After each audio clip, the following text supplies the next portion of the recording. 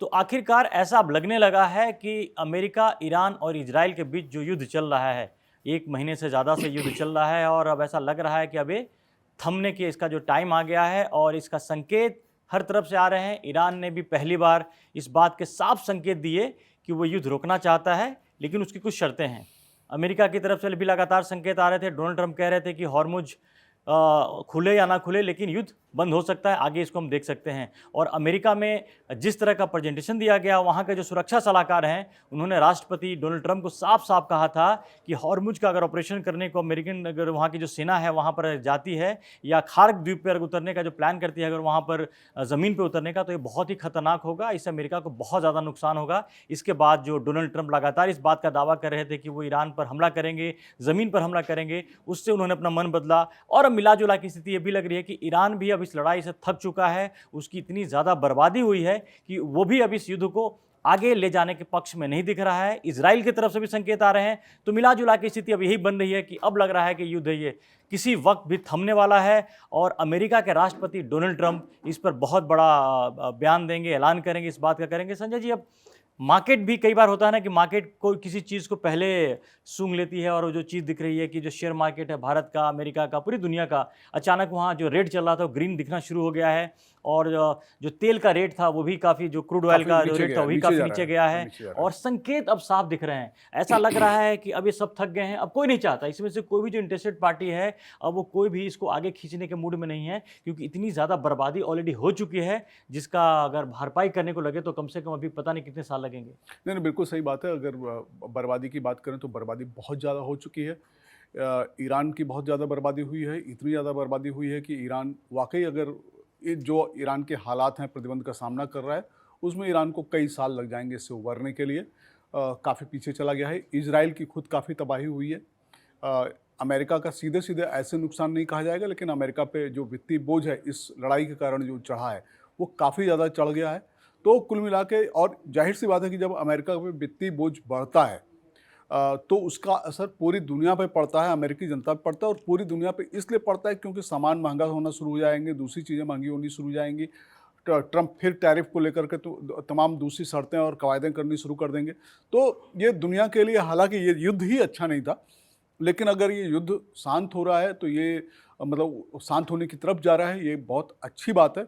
और Washington times की ही report है, अभी तुरंत ये रिपोर्ट आई है कि ट्रंप राष्ट्र के नाम एक संबोधन की तैयारी कर रहे हैं और वहाँ ये माना जा रहा है कि राष्ट्र के नाम उनका ये संबोधन, वो अपनी जीत का ऐलान करेंगे। हाँ, उसमें वो अपनी जीत का ऐलान करेंगे और वो शायद ये ऐलान भी कर देंगे कि अब इस युद्ध को हम रोक रहे हैं। और ये पूरी की पूरी उम्मीद है कि 9 अप्रैल तक ये युद्ध रुक जाएगा।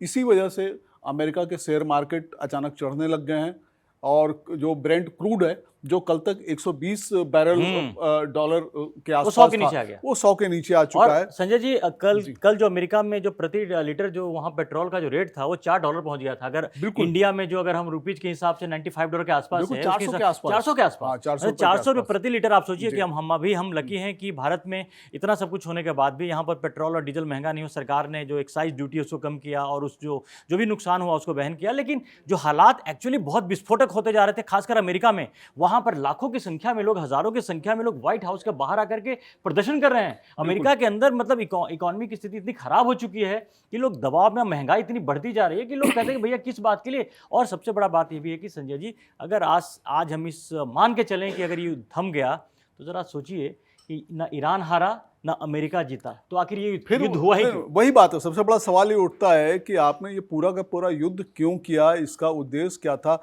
अब जब किया तो इसको आप रोक क्यों रहे हो।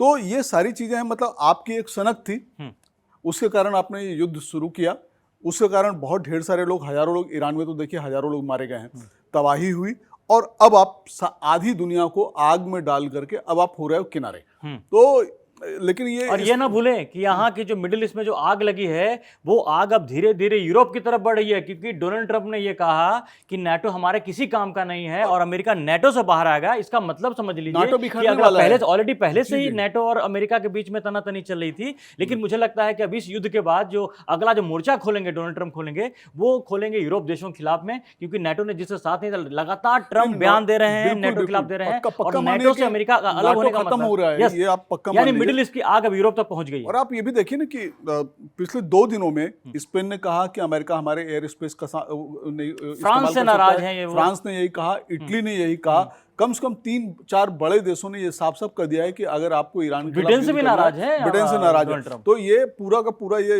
ईरान के खिलाफ युद्ध उसने ये दिखा दिया है कि नाटो के देश, खासकर यूरोपीय देश, इनके साथ नहीं है। और देखिए लाजमी भी है, जब आप युद्ध करने गए थे तो क्या आपने उन देशों को सलाह मशवरा किया था? उनसे सलाह मशवरा किया था, उनको आपने साथ में लिया था? तब आपने नहीं किया था। तो अब आप किस अधिकार से नाटो के देशों को चाहते हैं कि वो भी उसमें कूदें? और वो अगर उसमें कूदेंगे दुनिया के लिए बहुत ज्यादा खतरनाक हो जाएगा। अच्छा है कि वो तो वर्ल्ड वॉर हो ही गया ना। हाँ, अगर यूरोप के देश भी अगर आ जाते हैं इसमें लड़ाई में, अगर झोंक देते अपने आप को और लड़ाई और भी बढ़ जाती, तो इसका साफ साफ मतलब है कि वर्ल्ड वॉर होना। क्योंकि रूस और चीन भी बैठ करके तमाशा देख रहे थे, लेकिन वो भी तभी तक तमाशा देखेंगे जब तक उनके हितों का नुकसान नहीं हो। लेकिन जिस दिन उनके हितों का नुकसान होगा तो वो भी इस युद्ध में कूद जाएंगे। तो मिलाजुला के खैर ये तो बात वो रही कि किसी भी तरह के युद्ध जो भारत भी इसके पक्ष में कभी भी नहीं था। भारत ने लगातार कहा कि युद्ध खत्म होना चाहिए, और जब इतना कुछ बर्बाद करने के बाद अकल आई है डोनाल्ड ट्रंप को। ये कहा जाता है कि जो वहाँ के सुरक्षा सलाहकार हैं उन्होंने एक प्रेजेंटेशन दिया, बजाबते डोनाल्ड ट्रंप को दिया, और उन्होंने बताई, दिक्कतें बताई कि अब जिस जगह पे लड़ाई पहुंच गई थी वहाँ पर अमेरिका तभी आगे बढ़ सकता था जब वो ईरान के अंदर धरती पर उतरे, और धरती पर उतरने का मतलब ही कुछ और था वहाँ पर। तो उनको बताया गया कि सैनिक वहाँ के खुद नहीं चाह रहे थे कि वहाँ उतरने का मतलब है अमेरिका की ओर भारी बर्बादी है। उसके बाद फिर कोई वापसी का रास्ता भी नहीं था। तो डोनाल्ड ट्रंप को कहीं ना कहीं समझ में आई कि अब फायदा क्या है। और जहां तक हार्मुज का सवाल है उसको कहीं ना कहीं सुलझा लिया जाएगा। अब बार्गेनिंग की अब बात चलेगी। देखिए हार्मुज की बात है, हम उसकी जड़ पे आते हैं। हार्मुज क्यों हुआ? क्योंकि अमेरिका ने युद्ध छेड़ा था, वो अपने बचाव डिफेंस के लिए इस्तेमाल किया। जब आप युद्ध खत्म कर देंगे, ईरान की कुछ शर्तें तो आपको देखिए माननी पड़ेंगी। उनकी बर्बादी आपने बहुत की है और उसके ऊपर प्रतिबंध भी आपने बहुत लगाए हुए हैं।